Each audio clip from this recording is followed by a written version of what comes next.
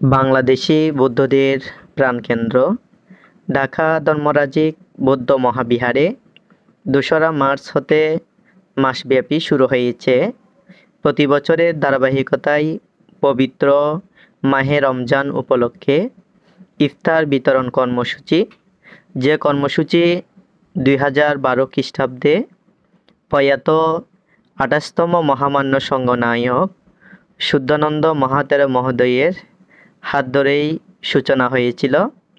বাংলাদেশ বৌদ্ধ কৃষ্টি প্রচার সংঘের আয়োজনে আজ অবধি সে কর্মসূচি চলমান রয়েছে।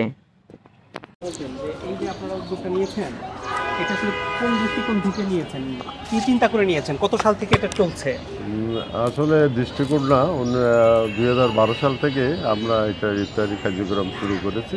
যেহেতু আমাদের গুরুদেব মহামান্য সংঘনায়ক এটা শুরু করেছিলেন, তো আমাদের উদ্দেশ্য তো সেটা না, ক্ষুধার্ত মানুষকে একটু দেওয়া, তারা ক্ষুধার্ত তাদেরকে ইফতারি দিয়ে একটু শান্তির মধ্যে তারা থাকে, সেটাই। একটা হচ্ছে মানবতা, আরেকটা হচ্ছে সাম্প্রদায়িক সম্প্রীতি রক্ষার্থে আমরা এই কাজটা করি। যেহেতু যে ফুড ফাস্ট, হ্যাঁ, সেহেতু মানুষ ক্ষুধার্ত মানুষ যদি খেয়ে একটু শান্তি পায়, সেটাই আমাদের চাওয়া পাওয়া, আর কিছু না।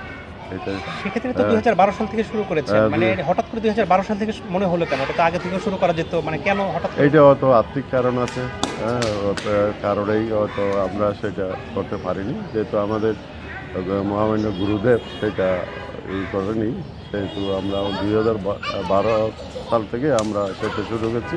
কন্টিনিউ আমরা চেষ্টা করছি এটা দেওয়ার জন্য। তবে মাঝখানে কোভিড-19 কারণে আমরা সেটা বাদ দিয়ে দিয়েছিলাম, যেহেতু কোভিডের কারণে লকডাউন ছিল সবসময়।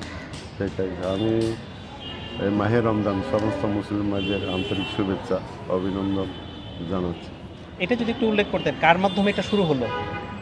এটা প্রথম উদ্যোগ নিয়েছিলেন কে? হ্যাঁ, যেটা আমাদের গুরুদেব মহামান্য সংঘনায়ক ২৮তম সংঘনায়ক মাননীয় শুদ্ধানন্দ মহাতের। উনি এখন জীবিত নেই, উনি মহাপ্রায়ণ করেছেন। আমরা গত ২ তারিখ তার মহাপ্রায়ণ দিবস পালন করেছি। আচ্ছা, উনি শুরু করেছেন এটা? হ্যাঁ, ঠিক আছে, থ্যাংক ইউ। এবার আপনি শুরু করতে পারেন। সদ্ধর্ম প্রচারে চ্যানেলটি লাইক এবং ফলো দিয়ে পাশে থাকুন, বেল আইকনটি প্রেস করে পাশে থাকুন।